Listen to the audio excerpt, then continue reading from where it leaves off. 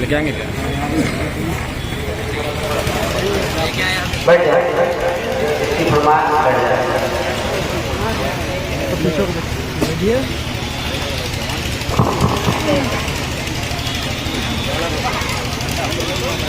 जरा बोले या रसूल अल्लाह। नौजवानों तैयार रहना, एक बार कह दे या रसूल अल्लाह। समाप्त करें। तेरे सैयद अकबर शरीयत हुजूर सैयदी जन्नती अशराफ मिनहाज वाली साहब तशरीफ फरमाए, खान खाए मुजीबिया तशरीफ फरमाए। मैं पढ़ूंगा एक बार लड़की में कह दे सुभान अल्लाह। समाप्त करें। खुद को मिटा देंगे बोलेंगे तैयार रहना हिंदुस्तान में। जब आप बदला कर जाएंगे इंशाअल्लाह तो हम लोगों के साथ मजबूरी है हिंदुस्तान में वो खत्म हो जाएंगे। बस नौजवानों को तैयार रहना चाहिए। जरा कह दे या रसूल अल्लाह। समाप्त करें। खुद को मिटा देंगे हम जान मिटा देंगे, खुद को मिटा देंगे हम जान मिटा देंगे। नाम तेरे सालत पर हम सर को कटा देंगे, तेरे सालत पर हम सर को कटा देंगे।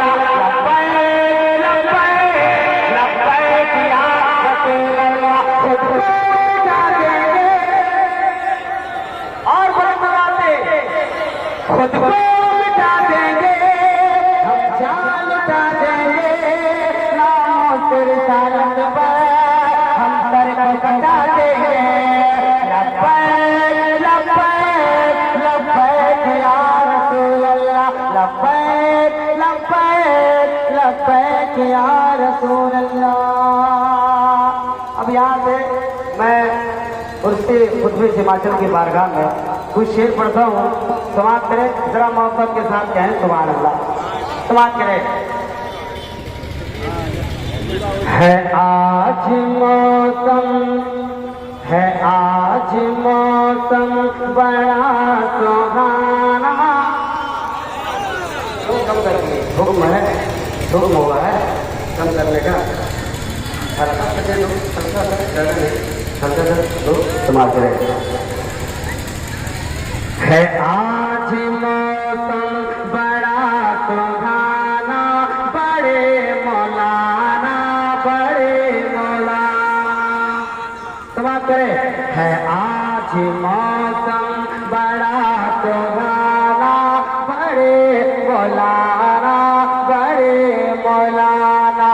है आज मौसम बड़ा सुहाना, बड़े मौलाना बड़े मौलाना। हर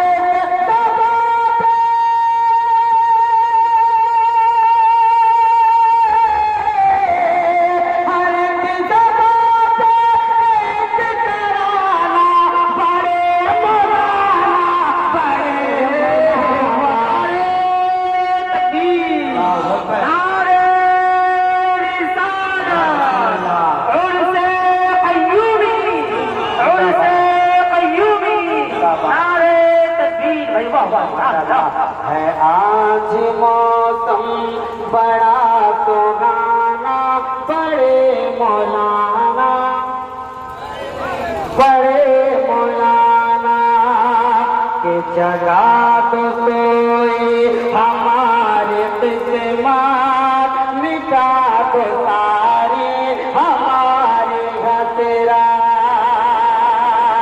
जगा तो सोई हमारे किस्मत, मिटा तो सारी हमारी हसरत। जगा تو سوئے ہماری قسمت مٹا دو سارے ہمارے خطرات میں باقی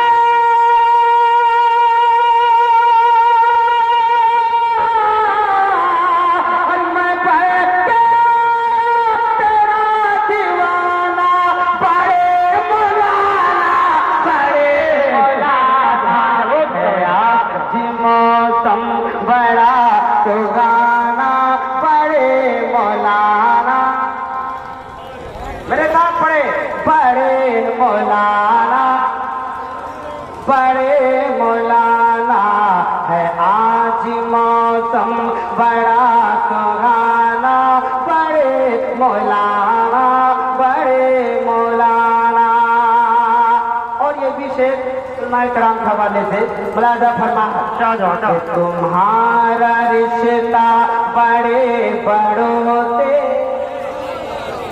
تمہارا رشتہ بڑے بڑوں سے ہے غوث خواجہ پیغمبروں سے ہے غوث خواجہ پیغمبروں سے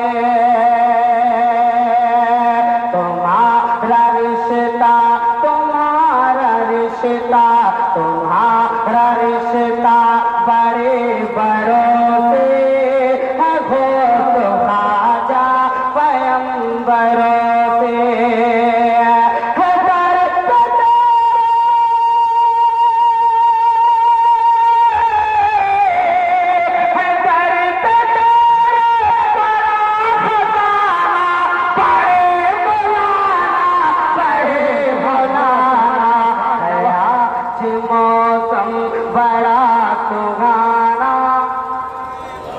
مولانا بڑے مولانا بڑے مولانا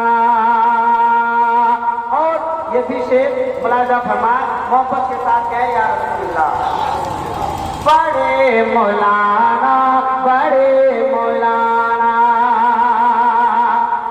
نہیں میں عاشق ہوں مال و زر کا ذرا کہہ دیں نہیں میں عاشق ہوں مال و در کا فقیر میں ہوں تمہارے در کا فقیر میں ہوں تمہارے در کا فقیر میں ہوں تمہارے در کا فقیر میں ہوں تمہارے در کا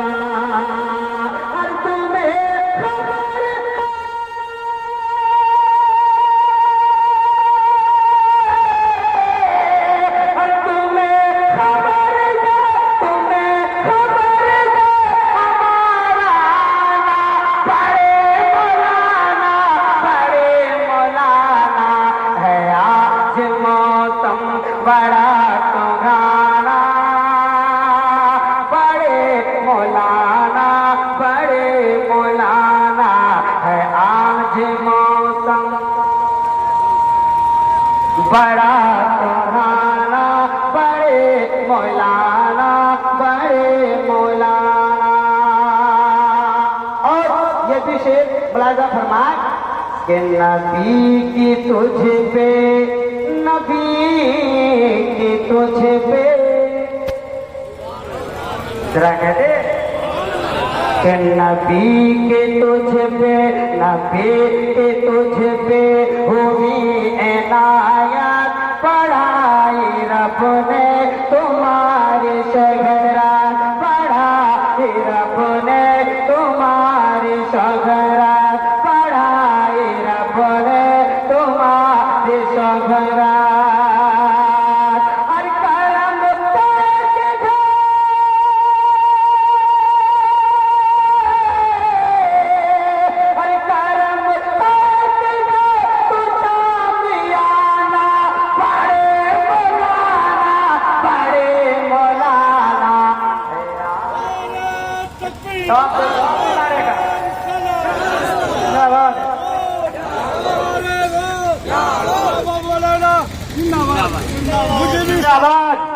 वाह वाह भाई, सुभान अल्लाह। कोई नारा लगाए तो आप उसकी जवाब दीजिए, ऐसा नहीं जिसका मुंह देखे। कोई नारा लगाता है बड़े हौसले के साथ, आप जवाब दें। जरा मोहब्बत के साथ कहना सुभान अल्लाह। एक बदला पढ़ता हूँ, अपनी जगह लेता हूँ, एक बार और कहते सुभान अल्लाह। समाप्त करें कि सर से पातक शान कुदरत हसीरत कुतबे से माचल। अरे बोले ना सुभान अल्लाह। कि सर से पातक शान कुदरत हसीरत कुतबे से माचल, हसीरत कुतबे से माचल। के सर से पातक शान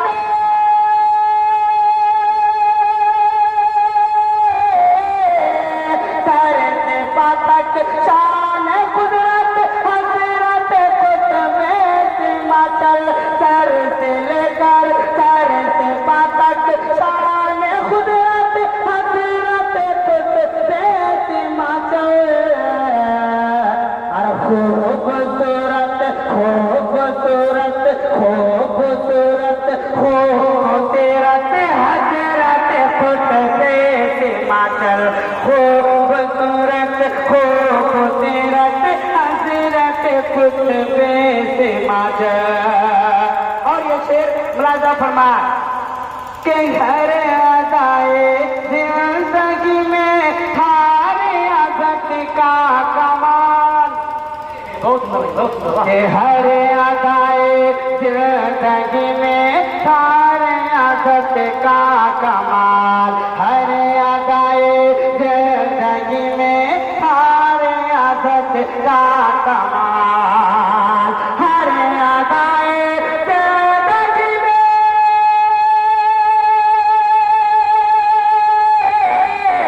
हर अदाए जिंदगी में थारे अजत का कमाल।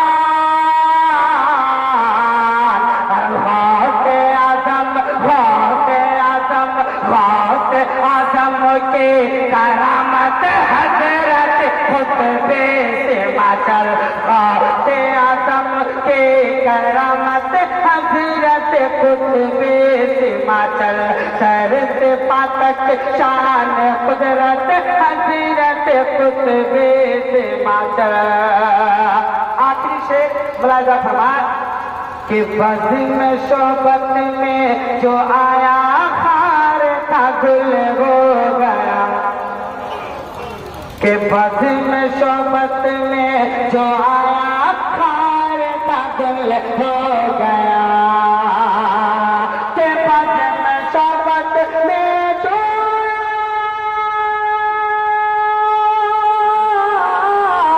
बज़्म शोबत में जो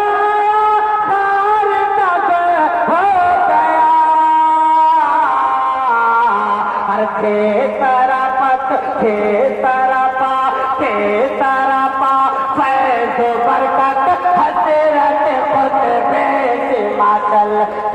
सरापा फैज़ बरकत हज़रत खुतबे से माचल। सर से पातक शान कुदरत हज़रत खुतबे से माचल।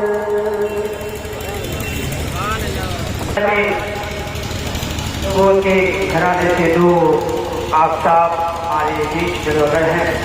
तो हर जमाना पीरे मुजीब का है, हर दौर हर जमाना पीरे मुजीब का है। हर मुल्क और खजाना पीरे मुजीब का है। बचपन से ता जवानी जो कुछ भी खा रहा हूँ। अगर आप इनके नाना का सदका खा रहे हैं तो वही बोलेंगे जो इनके नाना का सदका खाते हैं कि बचपन से ता जवानी जो कुछ भी खा रहा हूँ ये सारा वो दाना पीरे मुजीब का है। मैं ही नहीं अकेला पलता है सारी दुनिया, मैं ही नहीं अकेला पलती है सारी दुनिया। ऐसा सफी घराना पीरे मुजीब का है, ऐसा सफी घराना पीरे मुजीब का है। और जब हज़रत फातिमा ज़हरा रज़ी अल्लाह तआला अन्हा अपने क़ब्र अनवर में जलवागर है तो शायर कहता है क्यों फातिमा ज़हरा को रुलाते हो कब्र में। کیوں فاطمہ الزہرا کو رلاتے ہو کفن میں؟ دو پھول تو رہنے دو محمد کے چمن میں، دو پھول تو رہنے دو محمد کے چمن میں۔ بس میں بڑی تیزی کے ساتھ آپ کے سامنے سیدی محمد حضرت علامہ مولانا مفتی عارف اقبال صاحب کو کی بارگاہ میں عریضہ پیش کروں کہ وہ آئیں، اور ان کے آنے سے قبل بس میں ایک شعر کہنا مناسب سمجھوں گا کہ سجدوں کے عوض فردوس ملے یہ بات مجھے منظور نہیں، سجدوں کے عوض فردوس ملے یہ بات مجھے منظور نہیں، بے لوث عبادت کرتا ہوں بندہ ہوں تیرا مزدور نہیں۔ اور حضور آیت اللہ قادری فرماتے ہیں رخ مصطفیٰ کی جھلک پر کسی کی ٹھہری نہیں نظر، اللہ اللہ، رخ مصطفیٰ کی جھلک پر کسی کی نظر ٹھہری نہیں ہے نظر، اللہ اللہ، یقیناً یقیناً وہ دونوں جہاں میں سرفراز غلام خیر البشر، اللہ اللہ۔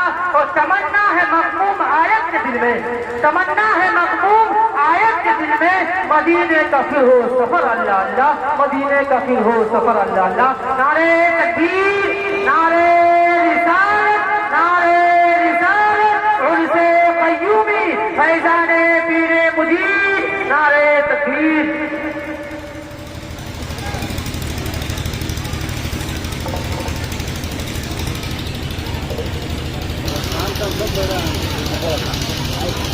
السلام علیکم ورحمۃ اللہ وبرکاتہ۔ الحمد للہ رب العالمین والعاقبۃ للمتقین، والصلاة والسلام علی سید الانبیاء والمرسلین محمد الامین وعلی آلہ واصحابہ اجمعین، اما بعد۔ فأعوذ بالله من الشيطان الرجيم، بسم الله الرحمن الرحيم۔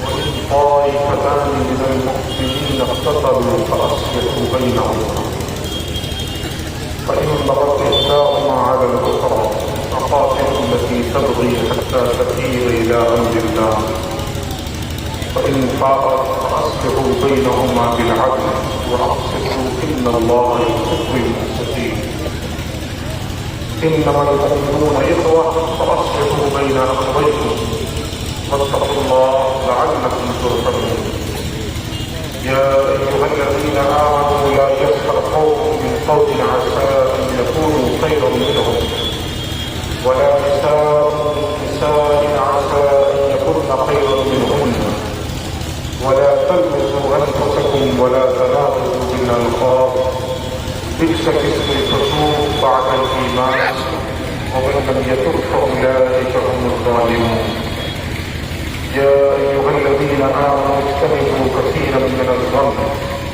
إن بعض الظن إثم، ولا تجسسوا ولا يغتب بعضكم بعضا، أيحب أحدكم من يأكل لحم أخيه ميتا فكرهتموه، واتقوا الله إن الله تواب رحيم۔ أعوذ بالله ورسوله، صدق الله مولانا العلي العظيم، وصدق رسوله النبي الأمين الكريم، ونحن على ذلك لمن الشاهدين والشاكرين، والحمد لله رب العالمين۔ درود شریف پڑھیں۔ اللهم صل على سيدنا وشفيعنا ومولانا محمد وعلى آل محمد بعدد كل حسنه وجماله وبارك وسلم، والصلاة والسلام عليك يا رسول الله وعلى آلك وأصحابك يا سيدي يا حبيب الله صلى الله تعالى عليه وسلم۔ آج کی اس پڑھنے کی زینت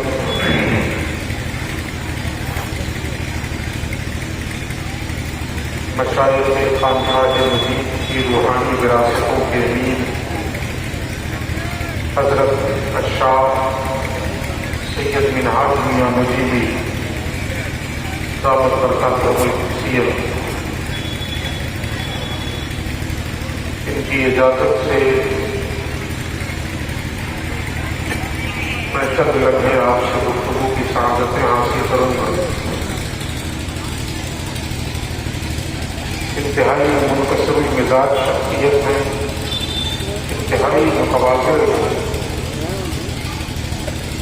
جو ہمارے مشائخ کی پہچان رہی ہے، جو ہمارے مشائخ کی صفات رہی، جن کتابوں میں پڑھا، خانقاہ مجیدیہ تشریف لے جائیں، اس خانوادے کے ایک ایک فرد کے اندر وہ صفات بدل گئے عظم آپ پائیں۔ میں جب بھی گیا تو حضرت خود ضیافت کے لیے تشریف لائے،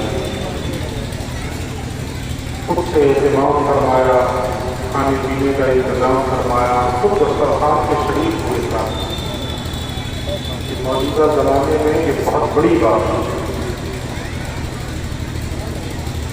موجودہ زمانے کے اعتبار سے بتاؤ، یہ روش خانقاہوں میں اب ناپید ہو چکی ہے، محفوظ ہو چکی ہے، لیکن خانقاہ مجیدیہ کی یہ امتیازی شان ہے کہ حوادثات زمانہ نے سب کو بدلا، اس خانقاہ کی روایتوں کو اور وراثتوں کو نہیں بدلا۔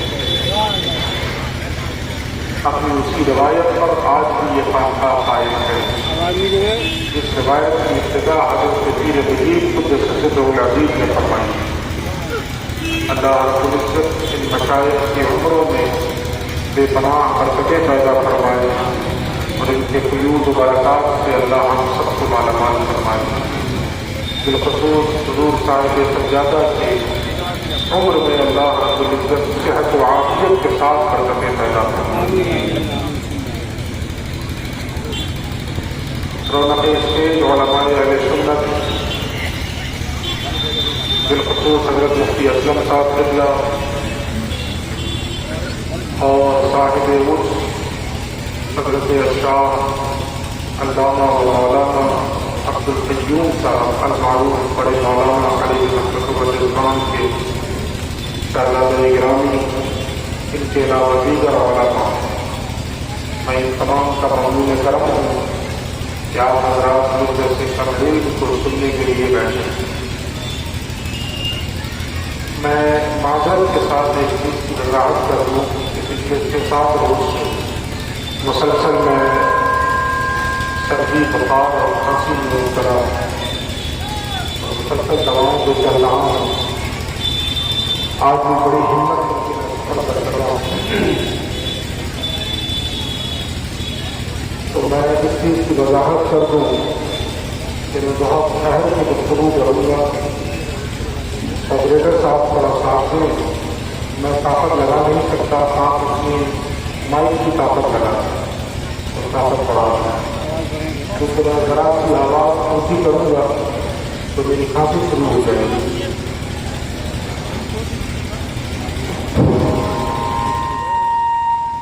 آواز زیادہ کر دیں اور اس کو تھوڑا ختم کر دیں، بالکل پلین کر دیں، آواز بالکل سادہ آواز رکھیں۔ نعت خوانی کے لیے اس وغیرہ کی ضرورت پڑتی ہے آواز کو مترنم بنانے کے لیے، لیکن تقریر میں تو آواز جتنی سادہ ہو وہ زیادہ بہتر ہے تاکہ سامعین تک باتیں کلیئر پہنچ جائیں۔ تو تھوڑی سی گزارش مائک والے سے بھی رہے گی کہ آپ میرا ساتھ دیں۔ میں کیونکہ قوت نہیں لگا سکتا ہوں، کھانسی شروع ہو جائے گی اور پھر ایک بار شروع ہوئی تو بولنا مشکل ہو جائے گا۔ آپ ذرا دعا فرما دیں۔ حضور سید صاحب قبلہ سے عریضہ ہے کہ آپ بھی دعا فرما دیں کہ اللہ صحت و تندرستی عطا فرمائے۔ ایک تو میں اپنے پیروں کی وجہ سے دائمی مریض ہو چکا ہوں اور اوپر سے یہ الگ سلسلہ ہے پچھلے 1 ہفتے سے۔ دعا فرمائے اللہ ان مشائخ کے صدقے اور صاحب عرس کے صدقے اللہ رب العزت ہر مرض سے اور ہر بیماری سے نجات عطا فرمائے۔ جب تک دنیا میں رکھے صحت اور ایمان کے ساتھ رکھے، دنیا سے اٹھائے تو ایمان کے ساتھ۔ آج کی گفتگو کے لیے میں نے سورۃ الحجرات کی چند آیات کا انتخاب کیا اور اس کی ایک خاص نسبت اس لیے بھی ہے کہ آپ حضرات خانقاہ مجیدیہ سے وابستہ ہیں، تو آپ کی فکر کیا ہونی چاہیے، آپ کی روش کیا ہونا چاہیے، آپ کا طرز عمل سماج میں کیا ہونا چاہیے، اس صورت کی ان آیات کی روشنی میں اسے بھی ہم آپ کے سامنے رکھنے کی کوشش کریں گے اور یہ بھی سمجھ میں آپ کہ سورۃ الحجرات اخلاقی نقطۂ نظر سے، مورالٹی کے اعتبار سے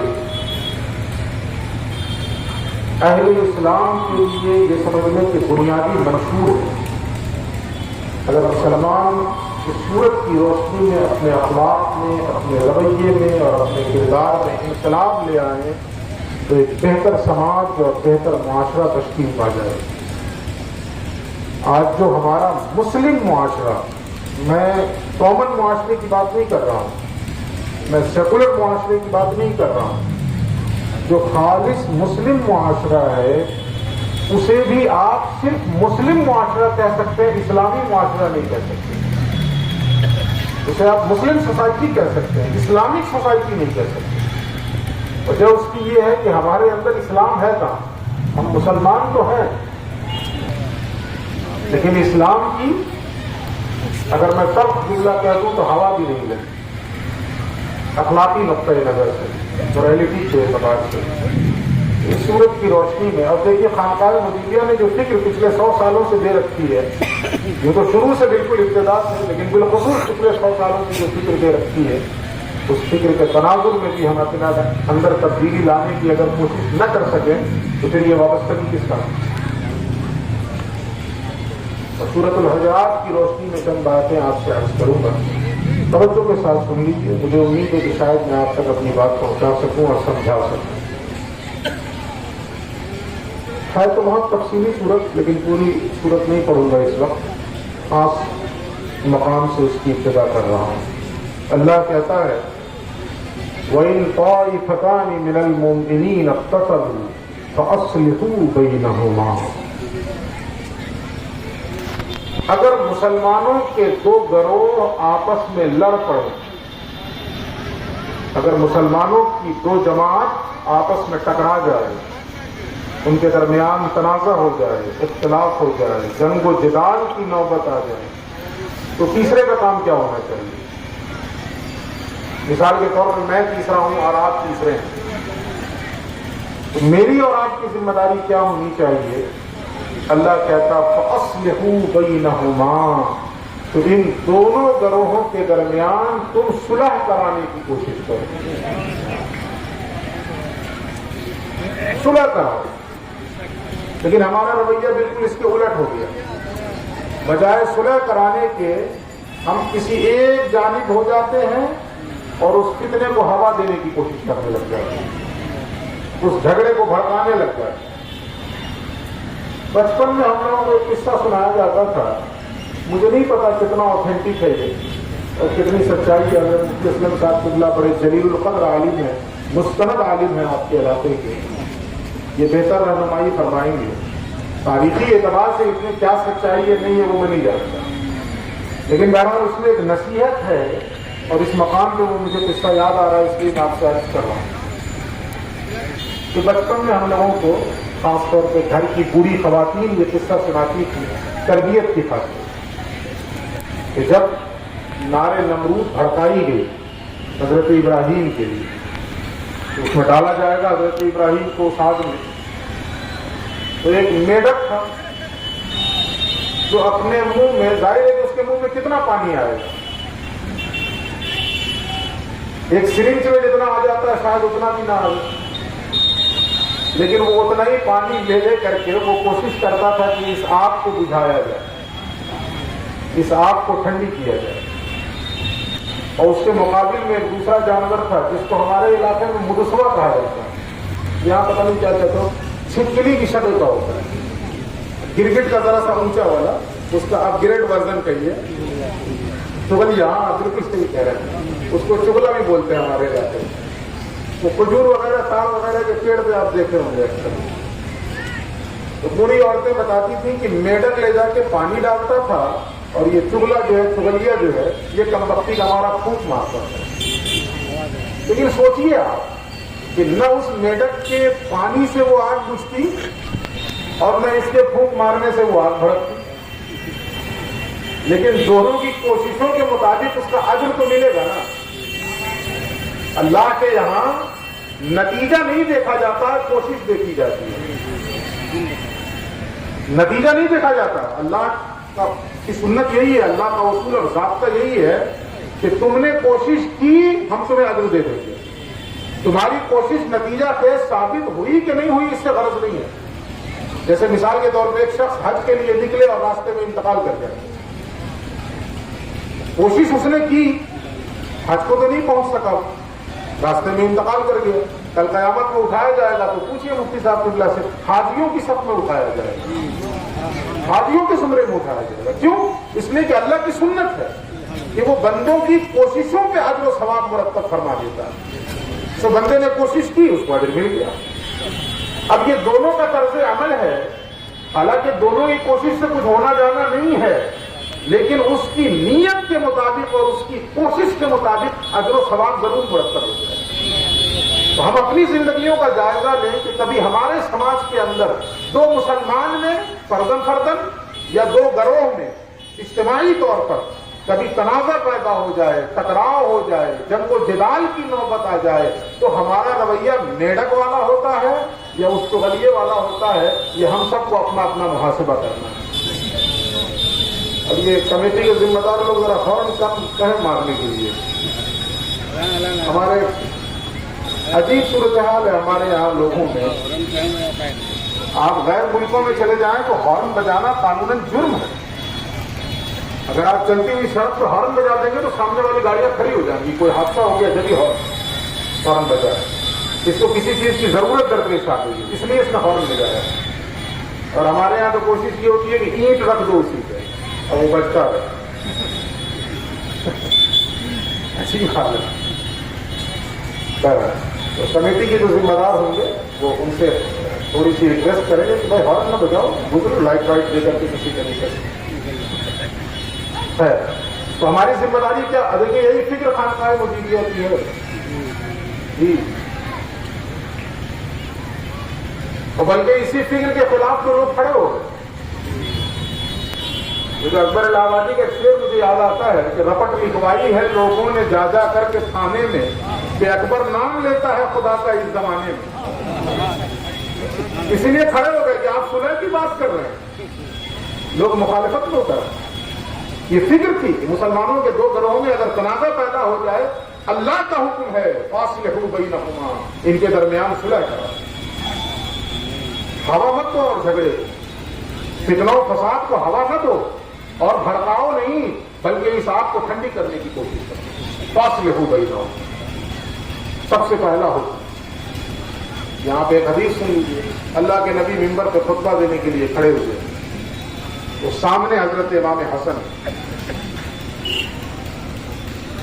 حضور کبھی امام حسن کے چہرے کو دیکھتے اور کبھی مجمع عام کو دیکھتے. کبھی آپ کی نگاہ اتفاق امام حسن کی طرف اٹھتی اور کبھی مجمع عام کی طرف اٹھتی. متعدد مرتبہ یہ ہوا, کبھی انہیں دیکھا, کبھی مجمع کو دیکھا, کبھی انہیں دیکھا, کبھی مجمع کو دیکھا, اور پھر اہل مجمع کو مخاطب کر کے فرمایا میرا یہ بیٹا سردار ہے, ان ابنی ھذا سید, میرا یہ بیٹا سردار ہے. اللہ تعالی ایک دن آنے والا ہے کہ اسی بیٹے سردار کی وجہ سے اللہ رب العزت مسلمانوں کے دو بڑے گروہوں میں صلح فرمائے. چنانچہ نتیجہ نکلا, دنیا نے دیکھا. ایک دور ایسا بھی آیا کہ مسلمانوں کے دو گروہوں میں جب انتشار ہوا اور تنازع ہوا, جنگ و جدال کی نوبت آئی, اس میں حضور کے ارشاد کے مطابق اور اس بشارت کے مطابق امام حسن نے بڑھ کے صلح کروائی. تو صلح کروانا یہ حسنیت ہے, اور تنازع کے وقت کسی ایک کو ایمان سے باہر نکال دینا یہ معتزلی فکر ہے یا خوارج کی فکر ہے؟ یہ اہل ایمان کی فکر نہیں ہے, یہ خوارج کی فکر ہے. یہ کام سب سے پہلے خارجیوں نے کیا, اور میں اس کی طرف نہیں جاؤں گا.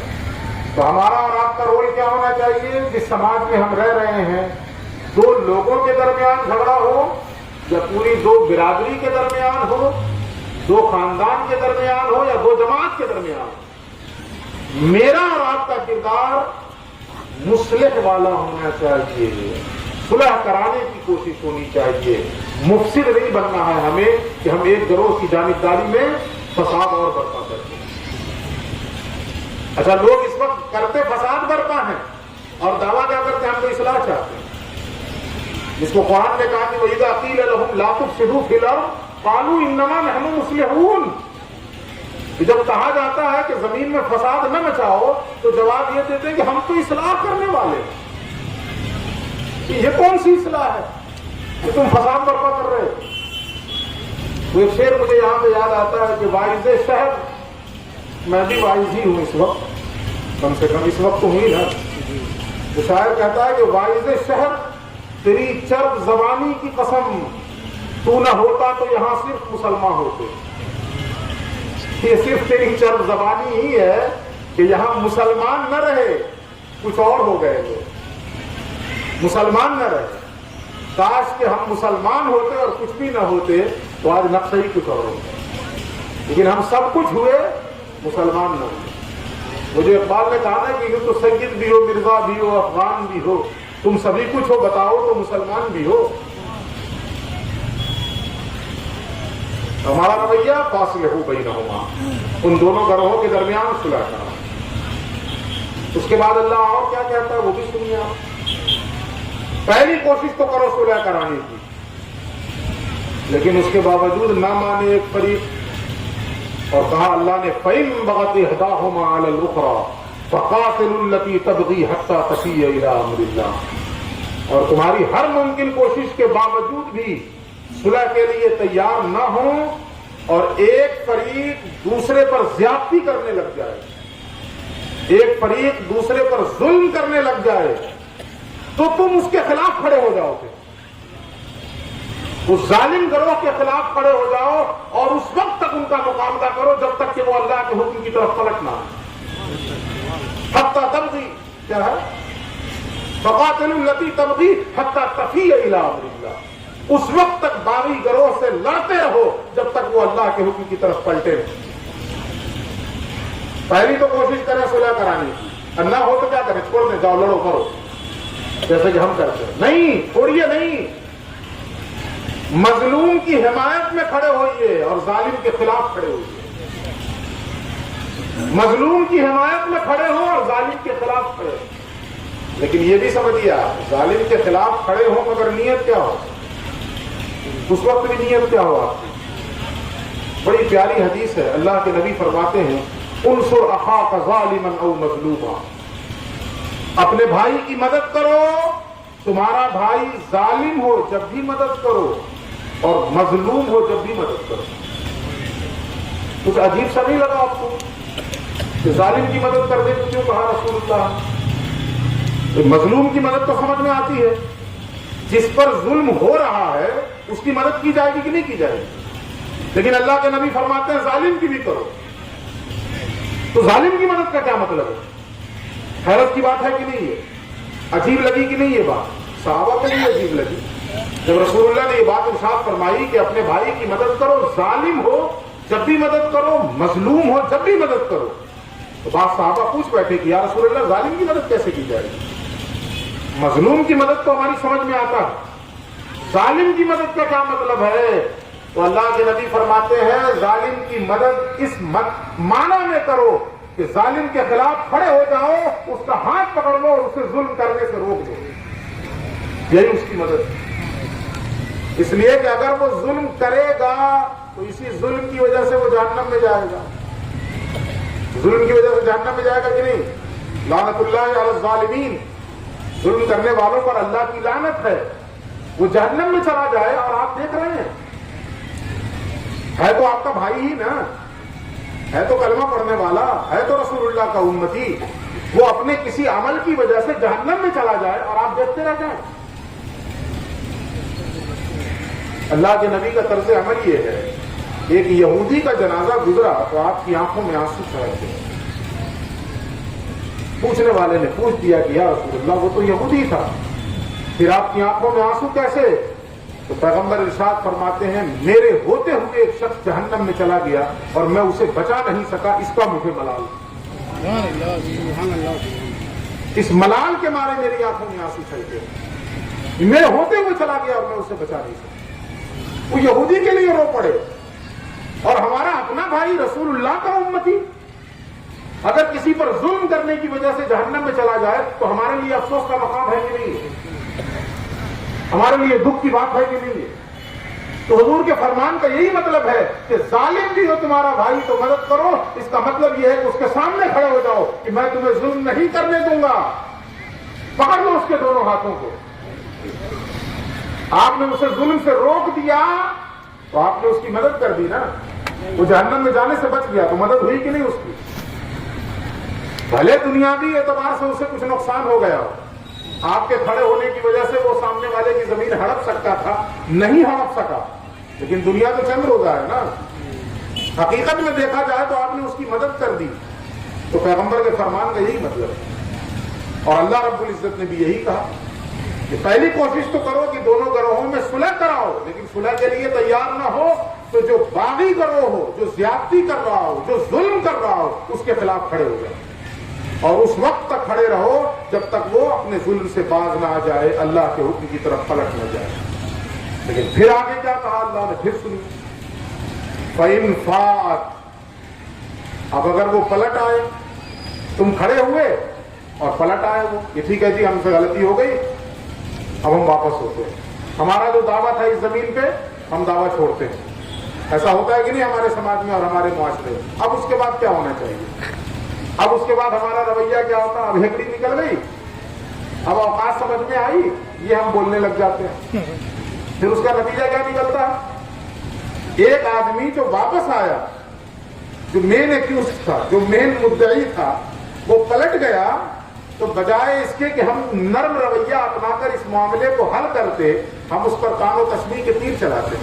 ہم کہتے سمجھ میں آیا نا, میرے کھڑے ہونے سے تمہیں اپنی اوقات کا اندازہ لگ گیا نا.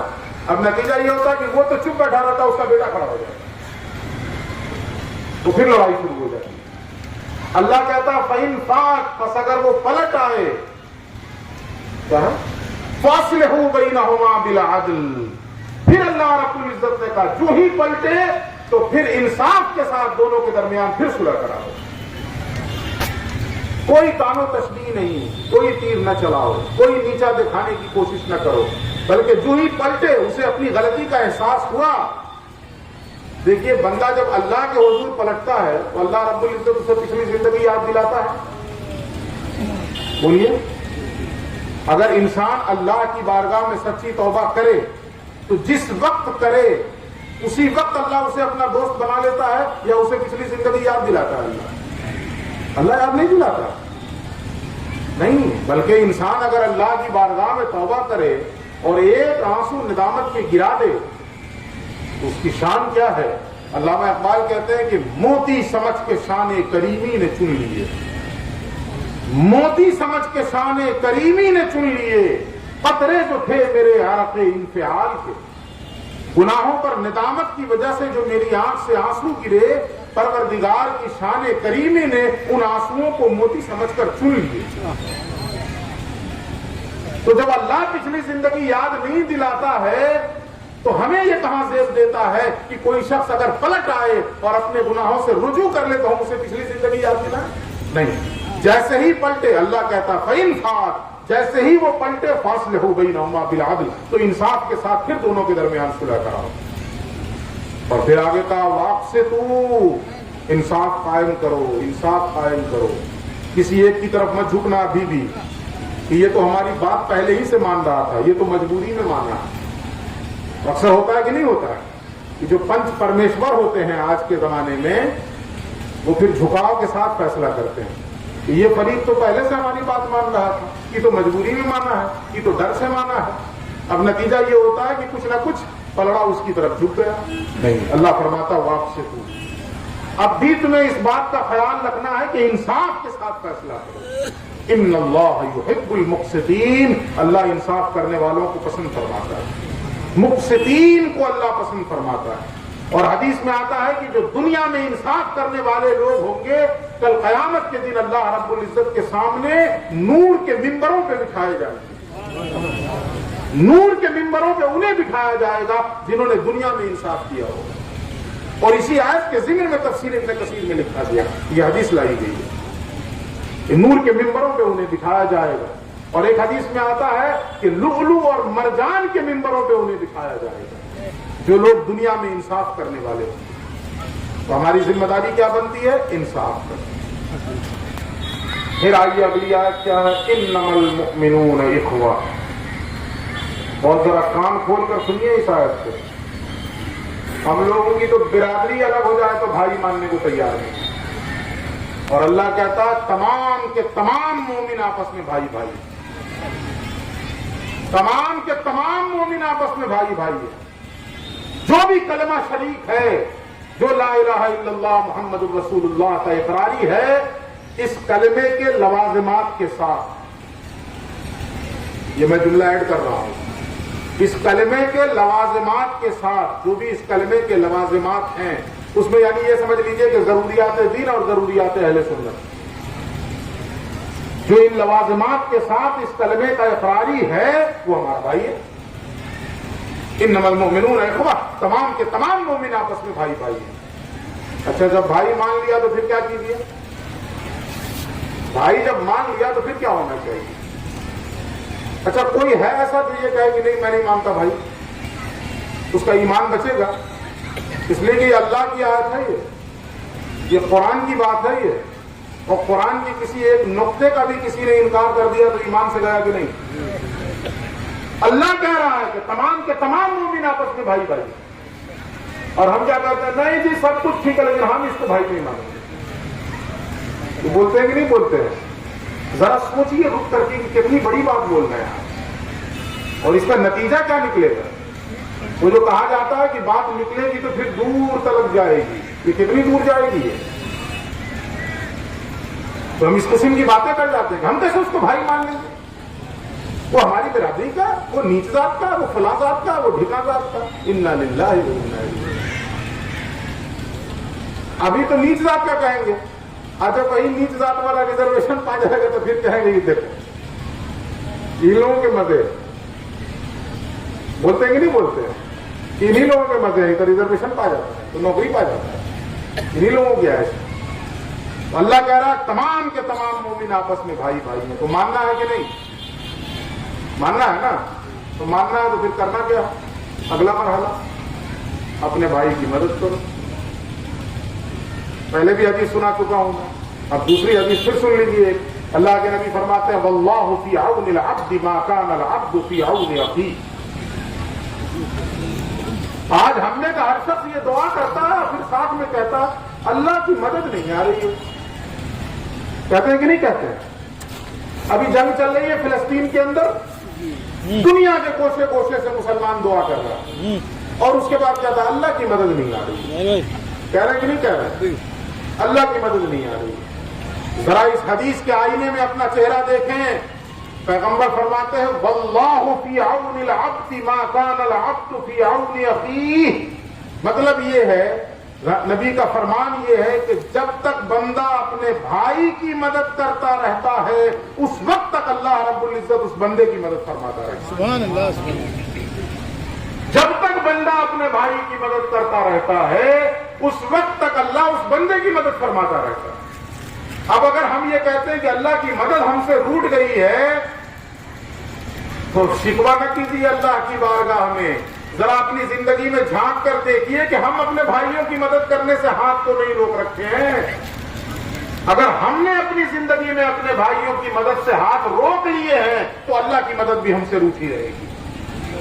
اور جس دن ہم نے اپنے بھائیوں کے لیے اپنی جانب سے مدد کا ہاتھ بڑھایا، ادھر ہم نے مدد کا ہاتھ بڑھایا ادھر اللہ کا دست قدرت ہماری مدد فرمائے. بشرطے کہ پہلے ہم مدد کریں. پہلے ادھر سے لائیے نا. ہم لوگ سوچتے ہیں کہ پہلے ادھر سے ہو. کما تدین و تدان، یہ ضابطہ ہے، جیسا کرو گے ویسا پاؤ گے. ہے یا نہیں ضابطہ یہ؟ تو اللہ کے نبی نے فرمایا کہ جب تک بندہ اپنے بھائی کی مدد میں رہتا ہے اللہ رب العزت اس وقت تک اس بندے کی مدد فرماتا ہے. ایک اور حدیث یہاں پہ سن لیجئے پھر آگے بڑھو. اللہ کے نبی فرماتے ہیں اذا دعا المسلم لاخیہ بظہر الغیب فیقول الملک آمین ولک بمثلہ. بھائی مان لیا نا، قرآن کی آیت ہے نا انما المؤمنون اخوہ، تمام کے تمام مومن آپس میں بھائی بھائی ہیں. یہ خالی سرجا پوری مسلم بھائی ہے، اور سرجا پوری نہیں ہے تو بھائی نہیں ہے. بولیے ذرا ایمانداری سے، ہے نا بھائی؟ شرق سے لے کے غرب تک اور شمال سے لے کے جنوب تک جو بھی توحید اور رسالت کا قائل ہے وہ بھائی ہے. वो हमारा भाई है, वो कोई भी हो, काला हो, गोरा हो, नीला हो, पीला हो, अरबी हो, अजमी हो, कोई भी हो हमारा भाई है। तो जब मान लिया भाई तो अंदर हदीस पैगंबर फरमाते हैं जब कोई मुसलमान अपने भाई के लिए उसके पीठ के पीछे दुआ करता है, गौर से सुनिएगा, जब कोई मुसलमान, इधर इधर तवज्जो रखिए, वो कोई बहुत अहम चीज नहीं है, वो पिछले साल भी है, उससे पहले वाले साल भी हुआ है और होता कुछ भी नहीं है, कुछ भी नहीं होता, याद रखिएगा।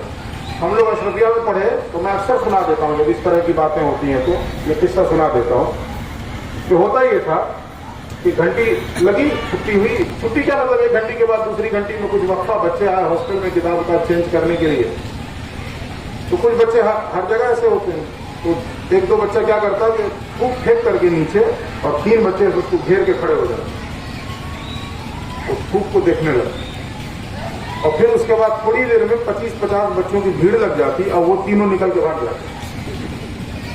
जो ठेका होता था वो भाग जाता और ये 50 बैठ के अरस्तु बन के उस पर रिसर्च कर रहे होते कि ये है क्या। भले आदमी कुछ नहीं, वो फूक है, बहुत सारा रिसर्च करने चाट लो। तो ये सब जो होता है ना, ये शोर शराबा, ये कुछ भी नहीं होता, इसकी कोई हकीकत नहीं होती है। आप जाके पता करिएगा तो मालूम है कुछ नहीं, इसलिए उस सब पर तवज्जो नहीं दीजिए आप। जो कुछ वो लोग कुछ नसीब है जो इस पिंडाल के अंदर जमा अल्लाह का जिक्र सुनने के लिए आए, जो मेला देखने आए हैं वो मेला देखेंगे चले जाएंगे, कुछ लेके नहीं जाएंगे, अल्लाह की तरफ से उन्हें कुछ नहीं मिलने वाला। आप यहाँ जमा हो गए, यहाँ जिक्र की मजलिस सजी हुई है, आपके दामन में अल्लाह रब्बुल इज्जत गौहरे मुराद डाल रहा है। भले आपको समझ में ना आगे दिखे ना, लेकिन गौहरे मुराद आपके दामन में भरा जा रहा है। इधर तवज्जो रखें, हदीस सुने गौर से। अल्लाह के नबी फरमाते हैं जब कोई मुसलमान अपने भाई के लिए उसके पीठ के पीछे दुआ करे, सामने नहीं बल्कि, बोलिए ना जरा बोलिए ऊंची आवाज में, पीठ के पीछे दुआ करे। ये कैद क्यों लगाई रसूलुल्लाह ने? देखिए सामने अगर दुआ की जाए तो मुमकिन है कि सामने वाले का दिल रखने के लिए की जा रही है, मुमकिन है या नहीं? भाई आपने हमसे कहा कि दुआ कर दीजिए, हमने कहा अल्लाह आपका भला करे, तो ये भी तो हो सकता है कि मैं दिल से नहीं सिर्फ दिल रखने के लिए बोल रहा हूं। लेकिन आपने यहाँ कहाँ दुआ करने के लिए और हम घर पहुंच करके फजर की नमाज के बाद कहें कि या अल्लाह एक शख्स ने दुआ की गुजारिश की थी, परवरदिगार तू अलीम व खबीर है, उसकी जो भी हाजत हो पूरी फरमा दे। अब जो गायबाने में दुआ हो रही है वो दिल रखने के लिए नहीं, दिल से हो रही है। ये फर्क समझ में आया कि नहीं आया? तो पैगंबर फरमाते हैं जब कोई मुसलमान अपने भाई के लिए उसके पीठ के पीछे दुआ करता है फयक़ूलुल मलक आमीन, तो फरिश्ता उस दुआ पर आमीन कहता है, फरिश्ता उस दुआ पे आमीन कहता है। आपके इमाम साहब दुआ करते हैं तो आप लोग आमीन कहते हैं ना जी, समझ में आवे या ना आवे आमीन कहते रहते हैं कि नहीं कहते रहते? इमाम साहब तो अरबी में मांग रहे होते हैं आमतौर से, और आप बीच बीच में आमीन आमीन बोलते रहते हैं। तो इसका मतलब यही होता है, आमीन का मतलब यही होता है कि या अल्लाह जो मांगा इमाम साहब ने वो अता फरमा दे, यही आमीन का मतलब है। लेकिन मैं या आप अपने इमाम की दुआ पर आमीन कह रहे हैं तो मेरे आमीन कहने की वजह से जरूरी है कि अल्लाह कबूल फरमाई ले। मेरी जबान गंदी, मेरा वजूद नापाक, हम सर से पैर तक गुनाहों में डूबे हुए, लेकिन फरिश्ता तो मासूम है ना, उसका तो वजूद पाक है ना, उसकी तो जबान मुबारक है ना। अगर किसी दुआ पे फरिश्ता आमीन कहे तो कभी इम्कान है कि वो दुआ कबूल हो, रद्द नहीं की जाएगी वो दुआ। वो मासूम है फरिश्ता, मुबारक वजूद है फरिश्ते का, नूरी वजूद है उस फरिश्ते का, उसने आमीन कहा। लेकिन अब सवाल ये पैदा होता है कि हमने दुआ भी की और फरिश्ते ने आमीन भी कहा, दुआ कबूल भी हो गई, तो भाई को मिला, मुझे क्या मिला? अपने यहाँ की एक कहावत है कि बेल पका तो कौवे के बाप का क्या। बेल समझते हैं ना, बेल, हाँ? गर्मी में जिसका शरबत बनाते हैं क्या बोलते हैं आप? बेल ही बोलते हैं ना। तब तो आप लोग ऐसा लग रहा है कि अमेरिका में बैठे हो, आप लोग भी तो बेल ही बोलते हैं ना। तो बेल, अगर कहावत है कि बेल पका तो कौवे के बाप का क्या, मतलब क्या? अगर बेल पक जाए तो क्या कौवा चोंच मारे तो उसमें से खा लेगा? तो जो बेल की जो खोपड़ी होती है उसके चोंच को तोड़ देगी, उसका चोंच खोपड़ी को नहीं तोड़ पाएगा, ज्यादा मारेगा तो उसकी चोंच टूट जाएगी। तो अमरूद तो है नहीं चोंच मार के खा ले, बेल है। तो सवाल ये पैदा होता है कि हमने दुआ की, फरिश्ते ने आमीन कहा, दुआ कबूल भी हो गई, भाई को मिल भी गया, हमें क्या मिला? हदीस मुकम्मल नहीं हुई है, आगे एक टुकड़ा मौजूद है, वाला का बिमिसली। अल्लाह के नबी फरमाते हैं कि फरिश्ता सिर्फ आमीन ही नहीं कहता है, आमीन के बाद भी कुछ कहता है। और क्या कहता है? आमीन के बाद फरिश्ता कहता है कि ये परवरदिगार, अब हम दुआ करते हैं कि जो चीज इसने अपने भाई के लिए मांगी है वही चीज तू इसे भी अता कर। अगर इसने अपने भाई के लिए सेहत मांगी तो मौला इसे भी सेहत अता कर। अगर इसने अपने भाई के लिए औलाद मांगी तो मौला इसे भी औलाद अता फरमाए। हम लोग अपने भाई की नाकामी मांगते हैं तो फरिश्ता हमारे लिए भी नाकामी मांग देता, जाओ दोनों टहलो। यही हो रहा है कि नहीं? अपने लिए नहीं मांगते। इस वक्त हालत ये है कि इंसान ये नहीं कहता कि या अल्लाह हमारे रिस्क में बरकत अता फरमा, या अल्लाह उसको इतना क्यों दे रहा है, उसको इतना क्यों दे रहा है, उसकी किस्मत से मिल रहा है, परेशान हो, बोलो कि उसको भी दे मौला, उसके सच्चे में मुझे भी दे। तो अल्लाह ने तो ये ज़ाब्ता बताया, पैगंबर ने ये तरीका बताया, मगर हमने तरीका बदल दिया।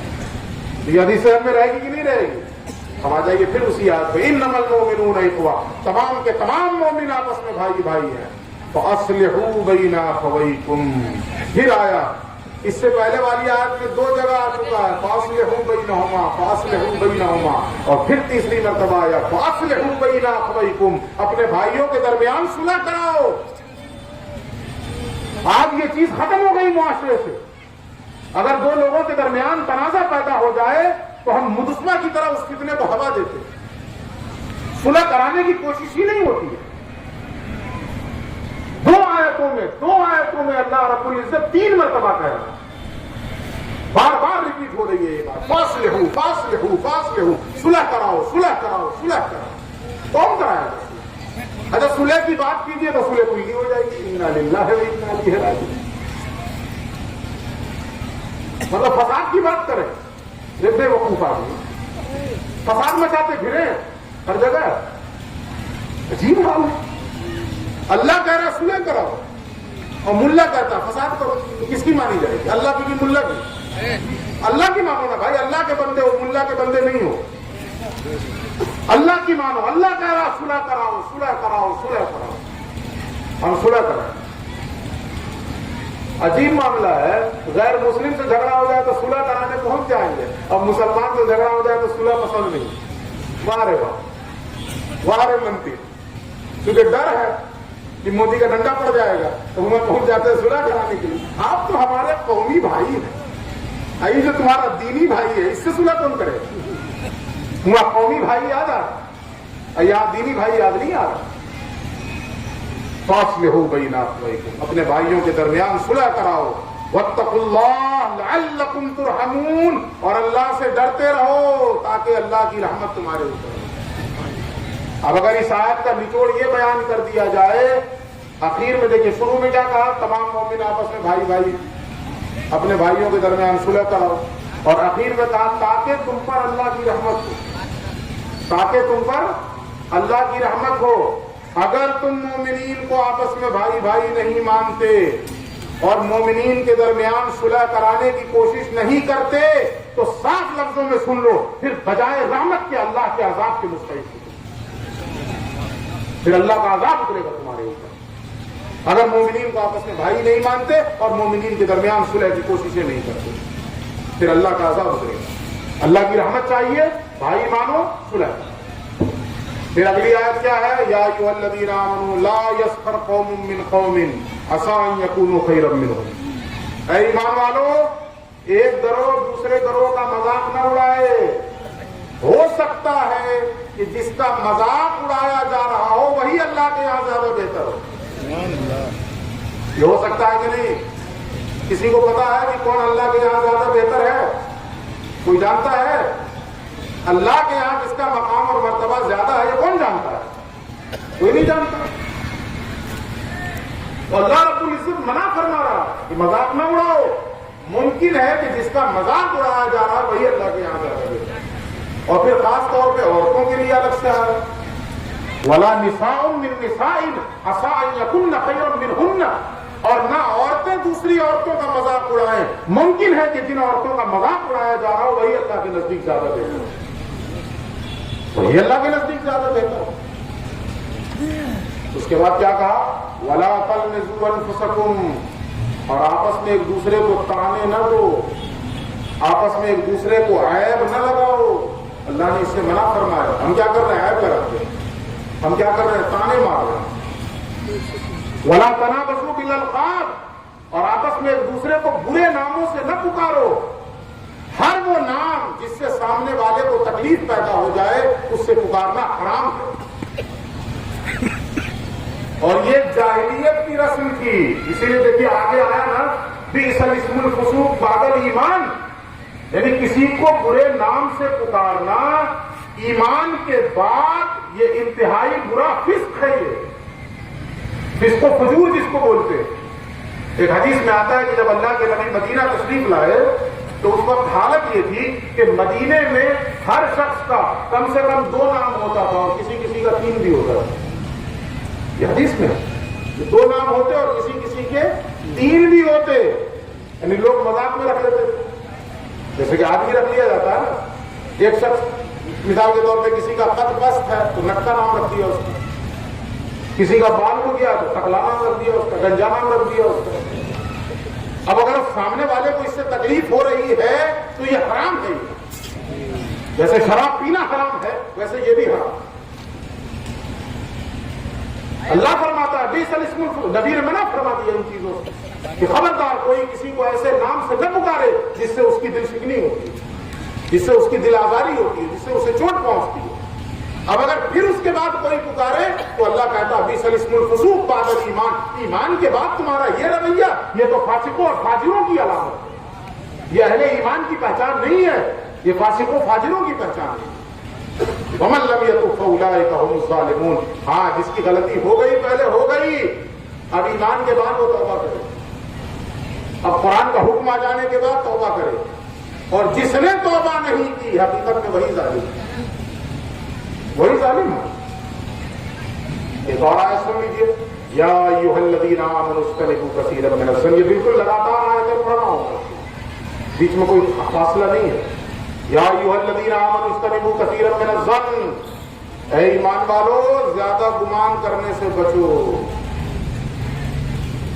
آج پوری خرابی جو مسلم معاشرے میں ہے اور خاص طور پہ مذہبی لوگوں میں ہے وہ گمان پہ ہی فیصلے سنا ہے.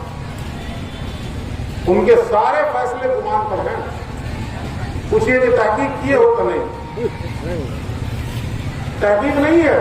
تحقیق کے مقابلے میں ہے کیا؟ گمان. حتمی اور یقینی بات تو ہے نہیں, گمان پہ فیصلے کر رہے. اور اللہ کہہ رہا گمان کرنے سے بچو. ان بعض الظن اسم, اس لیے کہ بعض گمان گناہ ہوتے ہیں.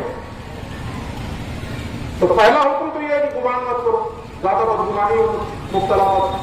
اللہ کے نبی نے ایک حدیث میں فرمایا کہ مومن پر لازم ہے کہ وہ جب بھی اپنے مومن بھائی کے تعلق سے گمان کرے تو خیر کا گمان کرے, اچھا گمان کرے. یہ مومن کے لیے لازم ہے, ہمیشہ اچھا گمان کرے, لیکن آپ غلط گمان کریں. تو ایک واقعہ آپ لوگوں نے سنا ہوگا کہ دریا میں ایک شخص کو دیکھا جا رہا تھا کہ وہ کشتی پہ سوار ہے اور اس کے بغل میں ایک عورت ہے اور ایک سرانی ہے, اور اس میں سے جو ہے وہ پانی بیچ بیچ میں خود بھی پیتا ہے اور عورت کو بھی پلاتا ہے اور دل لگی کی باتیں کرتا ہے. تو ایک ایسے شخص تھے جو بظاہر نیک تھے, بہت متقی تھے, پرہیزگار تھے.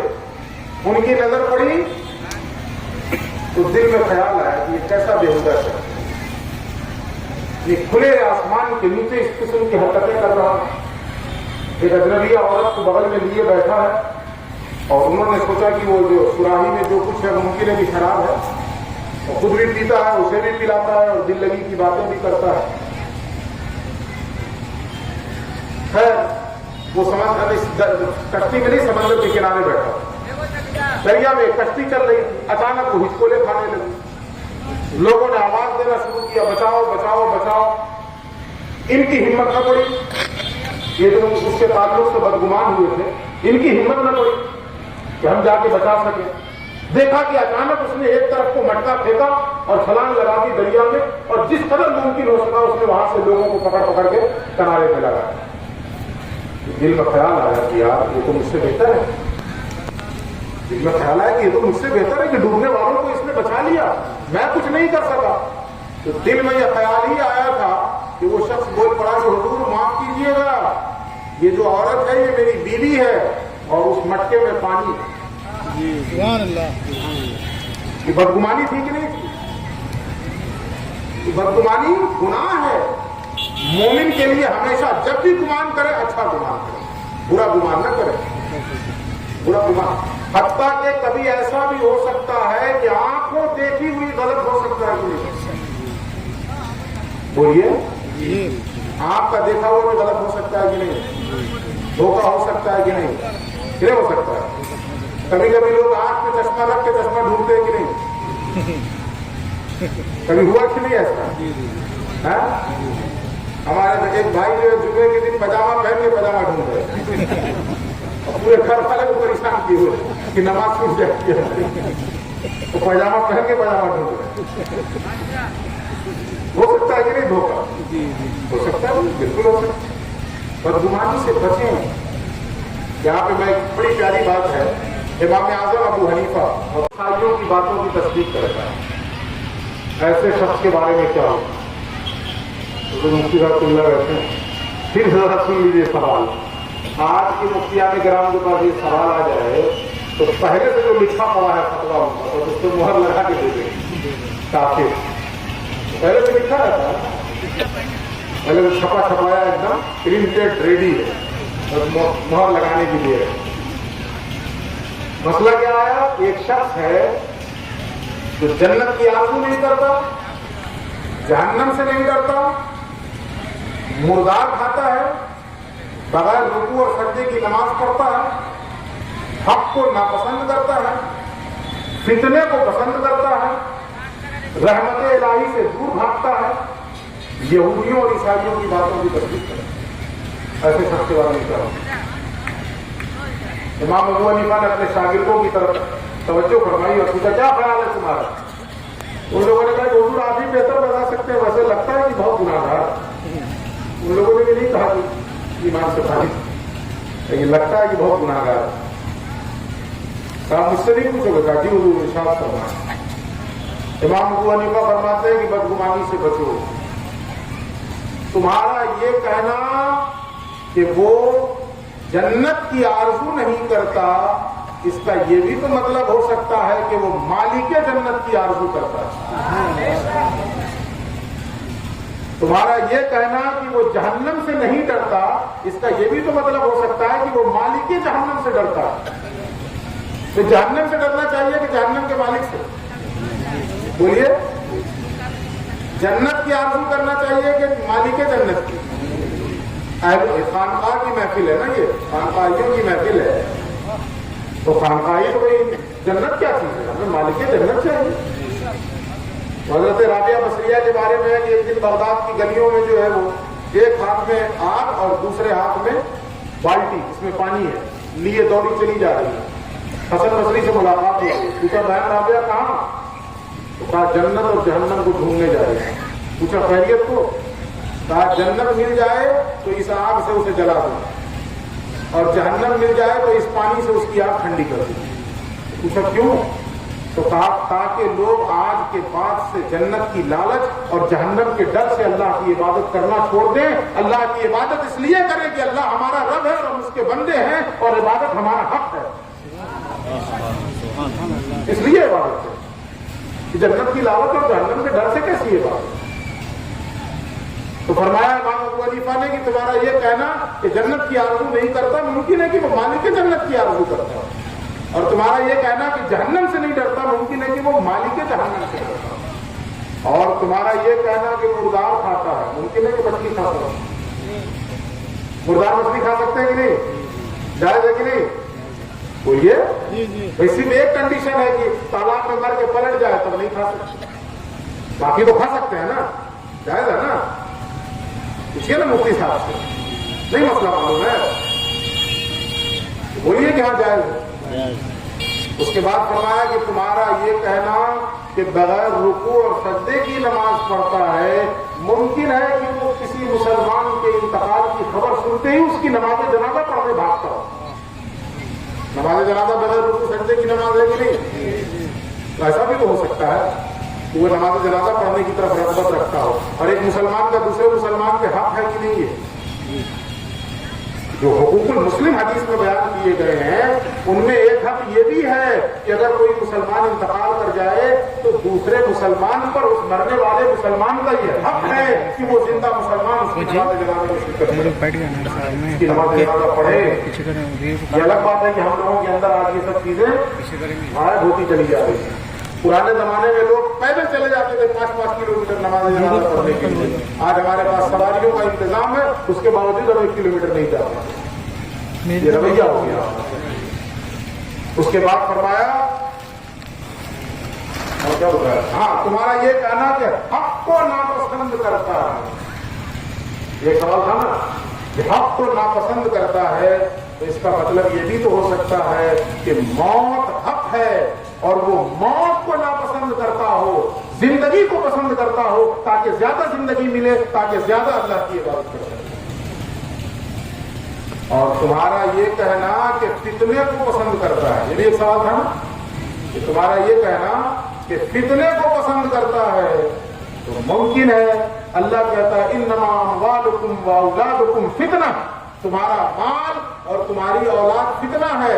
तो बताओ तुम में से कौन है जो माल और औलाद को पसंद नहीं करता? माल और औलाद को आप पसंद करते हैं कि नहीं? अब कुरान कह रहा है कि माल और औलाद फितना है, तो फितने को पसंद करना हुआ कि नहीं? इमाम अबू हनीफा ने कहा कि तुम्हारा ये कहना कि फितने को पसंद करता है, इसका मतलब ये है। और फिर मजीद फरमाया कि रहमत खुदाबंदी से दूर भागता है, ये भी एक सवाल था कि रहमत खुदाबंदी से दूर भागता है। इमाम अबू हनीफा ने कहा कि बारिश भी रहमत खुदाबंदी है, और बारिश होने लगी तो आप ही भाग जाइएगा। अगर बारिश होने लगी तो आप भागिए कि नहीं उठ करके, वहां पानी गिरने लगे उधर भाग जाइए, उधर गिरने लगे उधर भाग जाइएगा, तो रहमत खुदाबंदी से तो भागना हुआ। इमाम अबू हनीफा देखिए बदगुमानी से बचा रहे हैं, बदगुमानी मत करो, इस किस्म की बात भी पहुंचे तो अच्छा माना निकाल दो ना, अच्छी ताबील कर लो ना, ये मुसलमान का दूसरे मुसलमान पे हक है। और फिर फरमाया कि तुम्हारा ये कहना कि यहूदियों और ईसाइयों की बातों की तस्दीक करता है, ये भी एक सवाल था ना, यहूदियों और ईसाइयों की बातों की तस्दीक करता है, तो इमाम अबू हनीफा ने कहा कि इस पर तो ईमान है। सूरत अल-बकरा की आयत गालिबन पहले ही पढ़ी की है, वक़ालतिल यहूद लैसतिन नसारा अला शै वक़ालतिन नसारा लैसतिल यहूद अला शै। इसका मतलब क्या है?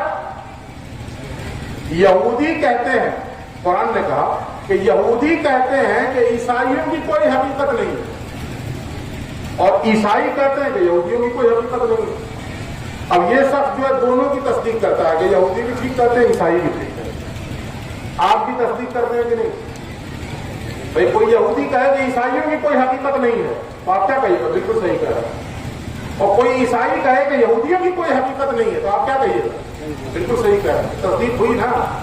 ये इमाम अबू हनीफा का जवाब था। इस जवाब की रोशनी में फिर आ जाइए पलट के, या अय्युहल्लज़ीना आमनू इज्तनिबू कसीरन मिनज़-ज़न्न इन्न बअद-ज़न्न इस्म, ऐ ईमान वालों ज्यादा बदगुमानी करने से बचो, इसलिए कि बदगुमानी गुनाह है। कुछ समझ में आया? बदगुमानी करेंगे आज के बाद से, किसी के बारे में भी कोई खबर पहुंचे अच्छा माना निकाल लीजिए, ये एक मोमिन की शान होनी चाहिए।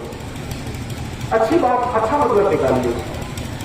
एक बात और यहाँ पे याद आ गई, इमाम अबू हनीफा ही के पास एक शख्स आया और आकर उसने कहा कि हुजूर मैंने फलां आदमी को देखा है कि रोजे के दिन में वो खा रहा था, रोजे के दिन में वो खा रहा था। तो जवाब सुनिए इमाम अबू हनीफा का, देखिए कैसे टाल रहे हैं उसको। आप उससे कहते हैं हो सकता है तुमने रमजान के अलावा देखा हो, तो उसने कहा नहीं हुजूर हमने रमजाने में देखा था। तो फिर इमाम अबू हनीफा ने फरमाया हो सकता है तुमने रात में देखा होगा, मगरिब बाद देखा होगा। तो उसने कहा नहीं हुजूर हमने दिन में देखा था। इमाम अबू हनीफा फरमाते हैं कि हो सकता है कि वो मुसाफिर रहा, ہو سکتا ہے کہ وہ مسافر رہا ہوگا. اس نے کہا نہیں حضور وہ مسافر بھی نہیں مقیم تھا وہ. امام ابو حنیفہ نے فرمایا ہو سکتا ہے بیمار رہا ہو. پھر رہتے مجھے اور یاد نہیں اور بھی اس نے کہا تو اور بھی امام ابو حنیفہ نے جواب دیا. غالباً 8 یا 10 باتیں اس نے کہی اور امام ابو حنیفہ سب کے بارے میں کچھ نہ کچھ پھیرتے رہے اسے. جب بار بار امام ابو حنیفہ نے اسے پھیرا اس کے سمجھ میں نہیں آ رہی تھی چیز. یہ بار کرا تو نہیں حضور ایسا نہیں ایسے تھا ایسا نہیں ایسے تھا. اچانک اس کا ذہن کلک ہوا اوہ میرا امام مجھے کہاں لے جانا چاہ رہا ہے اور میں بدبخت کہاں اٹکا پڑا ہوں. جب اس کے ذہن میں وہ چیز کلیئر ہوئی ہے تو وہ فوراً تائب ہوتا ہے شرمندہ ہوتا ہے اور کہتا ہے حضور آپ ہی صحیح کہہ رہے ہیں مجھ سے غلطی ہو گئی. بتانے کا مطلب کیا ہے بدگمانی سے بچیے کسی کے بارے میں. یہ کیا کم ہے کہ وہ رسول کا امتی ہے. وہ رسول کا امتی ہے نبی کا نام لیوا. اس کے تعلق سے بدگمانی سے بچیے. تو اللہ فرماتا ہے بدگمانی گناہ ہے. اس کے بعد اللہ کیا کہتا ہے اگلا حکم ولا تجسسوا اور ٹوہ میں نہ لگو. پہلے تو کہا بدگمانی نہ کرو اور پھر اس کے بعد کہا ٹوہ میں نہ لگو. یہ دیکھیں دونوں کی ترتیب میں بھی حکمت ہے. ہم لوگوں سے ہوتا ہے کہ سب سے پہلے بدگمانی کرتے ہیں اب بدگمانی کے بعد ٹوہ میں لگ جاتے ہیں. جیسے مثال کے طور پہ ایک شخص کو ہم نے دیکھا کہ وہ بائک پر کسی عورت کو بٹھا کے جا رہا ہے. بدگمانی کر دی ہے اس کو بٹھا کے جا رہا ہے کون ہے یہ. اب بدگمانی ہوئی ہے اس پر پیچھے اپنی بائک لے کے دوڑ گئے اس کو. یہ ہوا ٹوہ میں لگنا. دیکھیں یہ جاتا کہاں یہ ٹوہ میں لگنا.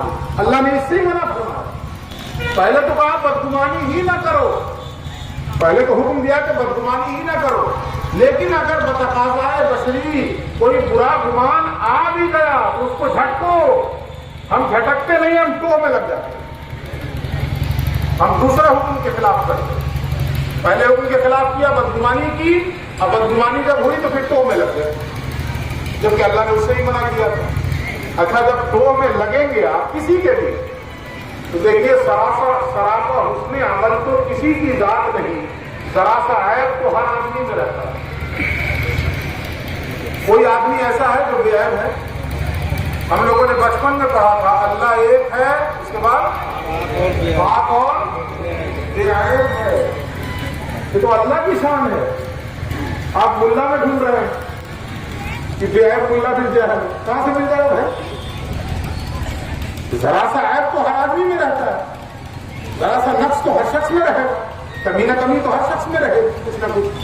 تو پہلے تو منع کیا ٹوہ میں نہ لگو لیکن اگر پھر لگ جائے ٹوہ میں جب ٹوہ میں لگیے گا تو کچھ نہ کچھ تو ملے گا نا.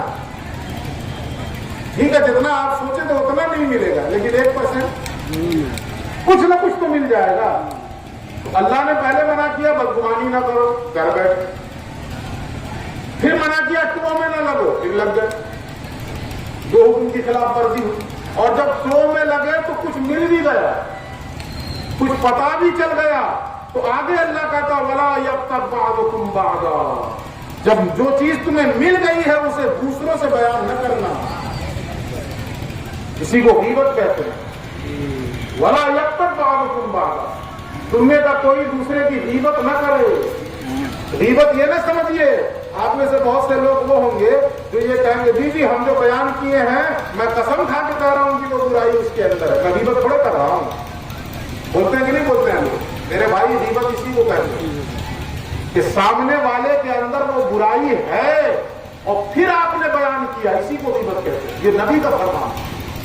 اس لیے کہ جب نبی نے منع کیا کہ تم میں کا کوئی شخص دوسرے کی غیبت نہ کرے تو کسی نے پوچھ لیا یا رسول اللہ جو برائی اس کے اندر دیکھی جائے کیا اسے بیان کرنا غیبت ہے. تو حضور فرماتے ہیں اسے ہی بیان کرنا غیبت ہے. جو اس کے اندر نہ ہو اور اسے تم بیان کرو تو یہ تو بہتان ہے. تم نے بہتان لگایا اس پر. اور دیکھیے قرآن کیسا کلام معجز ہے کیسا معجزہ ہے.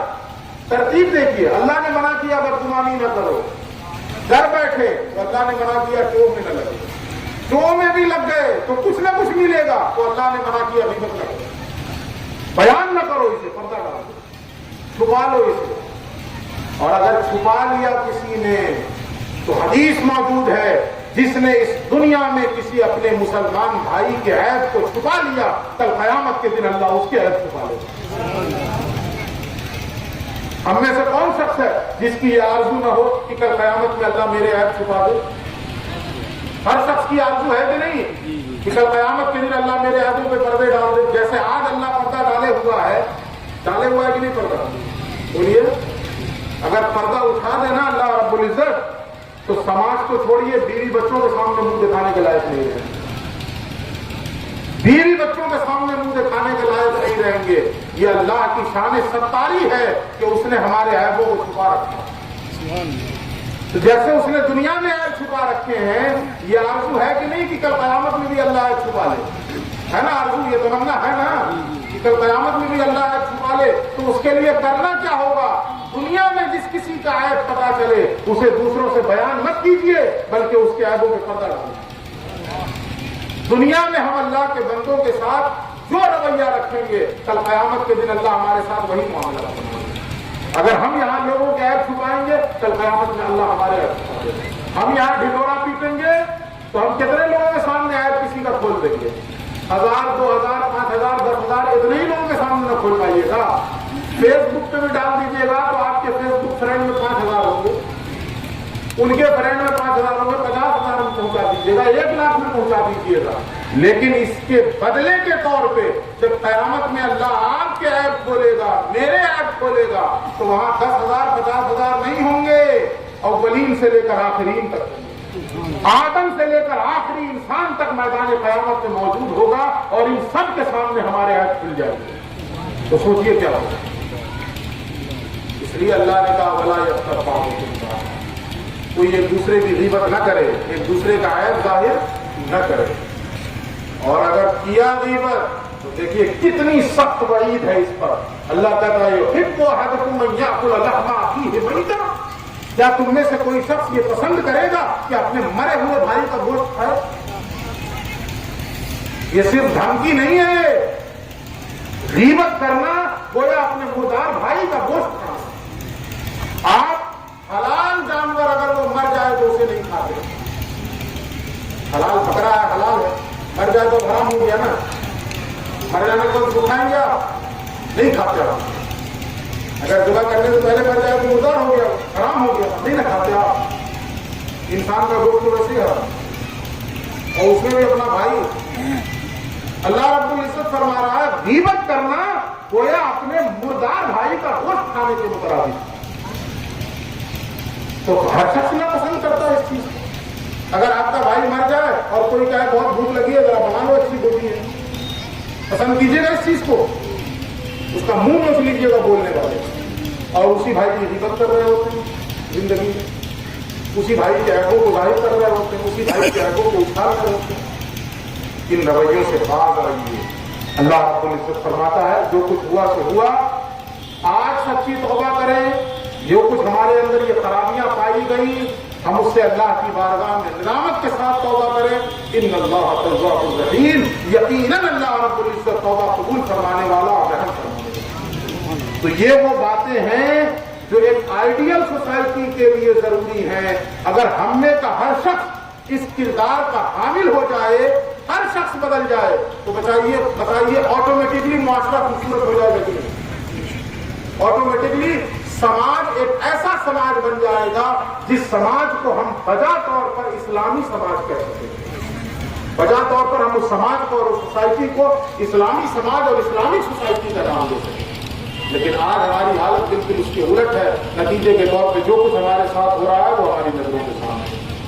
تو میرے بھائی، ان اللہ لا یغیر ما بقوم حتی یغیروا ما بانفسہم، اللہ رب العزت اس وقت تک کسی قوم کی حالت نہیں بدلتا جب تک وہ قوم خود اپنے آپ کو نہ بدلے۔ تو ہماری جو اس وقت حالت ہے نا، یہ ہمارے اپنے اعمال کا نتیجہ ہے، یہ ہمارے اپنے کردار کا نتیجہ ہے کہ ہم اپنی زبان سے اپنے آپ کو مسلمان تو کہتے ہیں، لیکن ہمارے شب و روز کے جو اعمال ہیں، ہماری زندگی کی جو چلت پھرت ہے، کہیں سے بھی اس میں اسلام کی بو و باش نہیں پائی جاتی، اسلام کی خوشبو نہیں پائی جاتی۔ اس لیے خدا را صرف نمازوں سے ہی مسلم نہیں ہوں گے.